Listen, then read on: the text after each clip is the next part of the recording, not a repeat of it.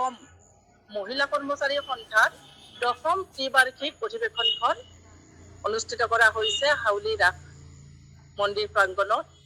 আৰু এই অনুষ্ঠানটোৰ লগত সংগতি ৰাখি আমাৰ বিয়ানাম প্ৰতিযোগিতা, আমাৰ কুইজ প্ৰতিযোগিতাৰ আয়োজন কৰিছোঁ।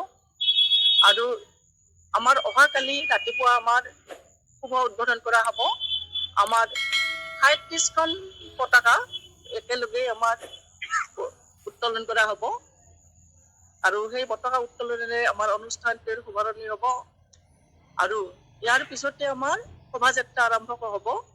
শোভাযাত্ৰাৰ পিছতে আমাৰ কাৰ্যসূচী হ'ব বিয়ানাম প্ৰতিযোগিতা। এনেকুৱাকৈ আমাৰ বিষয় বাছনি সভা, প্ৰতিনিধি সভা আমাৰ আয়োজন কৰিছোঁ। আৰু পৰহি অৰ্থাৎ 28 তাৰিখে আমাৰ মুকলি সভা। মুকলি সভাত বিশিষ্ট আমাৰ অতিথি হিচাপে উপস্থিত থাকিব আমাৰ ৰঞ্জিত কুমাৰ দাস আৰু জয়ন্ত মল্ল বৰুৱা, বিমল বৰা, মাননীয় মন্ত্ৰী অসম, আৰু চন্দ্ৰমোহন পাটোৱাৰীদেৱ, ধনজ পেগু, তেখেতসকলক আমি নিমন্ত্ৰণ কৰিছোঁ। তেখেতসকলে যদি একো অসুবিধা নহয়, তেখেতসকলে আমাৰ এই অনুষ্ঠানত অংশগ্ৰহণ কৰিব।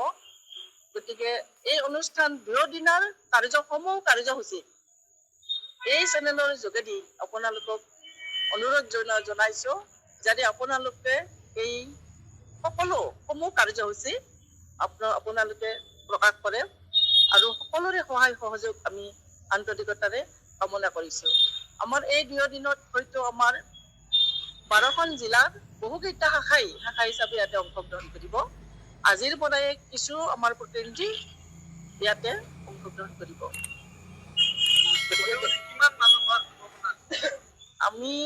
আমাৰ মহিলা আমি লোকেলখিনিক হয়তো ক'ব নোৱাৰো, আৰু বহুতৰ পৰীক্ষা চলি আছে। তথাপিতো আমি 1000 মহিলাই ইয়াতে অংশগ্ৰহণ কৰাৰ আমাৰ বুলি ভাবিছো। আৰু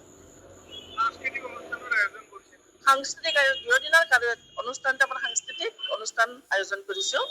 আমাৰ ৰাতিপুৱাৰ পৰাই আমাৰ অনুষ্ঠান চলিব। তাৰ ভিতৰত গোটেই মনোৰঞ্জনৰ বাবে আমি সন্ধিয়া 5 বজাৰ পৰা আমি সাংস্কৃতিক অনুষ্ঠানৰ আয়োজন কৰিছো। আৰু এই অনুষ্ঠানত আমাৰ সদৌ অসম মহিলা কৰ্মচাৰী সন্থাৰ সদস্যবৃন্দৰ লগতে আমাৰ স্থানীয় শিল্পীবৃন্দই ইয়াতে অংশগ্ৰহণ কৰিব। আমাৰ এই অধিৱেশনত মূল বিষয়বস্তু হৈছে আমাৰ যি মহিলা কৰ্মচাৰীসকলৰ আমাৰ যিবিলাক আমাৰ দাবী বা যিবিলাক কিছুমান দাবী হয়তো আমাৰ পূৰণ হৈছে, কিছুমান দাবী আমাৰ পূৰণ হোৱা নাই। আপোনালোকে হয়তো গম পাই আছে কাগজে পত্ৰই বা টিভি চেনেল যেনেকুৱাকৈ আমাৰ আজি NPS কৰ্মচাৰীসকলক OPS কৰিব লাগে। এইটো হৈছে আমাৰ বৃহৎ দাবী। গতিকে এইটো দাবীটোৰ কাৰণে আমাৰ বহুকেইবাৰ আমি ইতিমধ্যে চৰকাৰৰ লগত আমি প্ৰস্তাৱ দাখিল কৰিছোঁ, কিন্তু এতিয়ালৈ আমাৰ সেইটো সমাধান হোৱা নাই। গতিকে যেতিয়ালৈ সমাধান নহয়, তেতিয়ালৈ আমি এই দাবীবিলাকৰ লগত আমি যোগাযোগ কৰি থাকিম। ইতিমধ্যে আমাৰ বহুকেইটা দাবী আমাৰ চৰকাৰে সমাধান কৰিছে। যেনেকুৱাকৈ আমাৰ মেটাৰনিটি লিভ আগতে 3 মাহ আছিল, এতিয়া 6 মাহ হৈছে। আৰু আমাৰ যিটো চাইল্ড কেয়াৰ লিভ হয়তো বহুতে নাজানে, কিন্তু চাইল্ড কেয়াৰ লিভটো আমাৰ সদৌ অসম মহিলা কৰ্মচাৰী সন্থাই কৰিছে। যেনেকৈ কাতি মাহৰ বিহুত আগতে বন্ধ নাছিলে, আমাৰ যিহেতু মহিলা চাকৰিয়ালসকল কাতি বিহুৰ সৈতে জড়িত, গতিকে কাতি বিহুৰ বন্ধটোও আমাৰ মহিলা কৰ্মচাৰীসকলে কৰিছে। গতিকে এনেকুৱা কিছুমান কাম মহিলা কৰ্মচাৰীসকলে কৰিছে।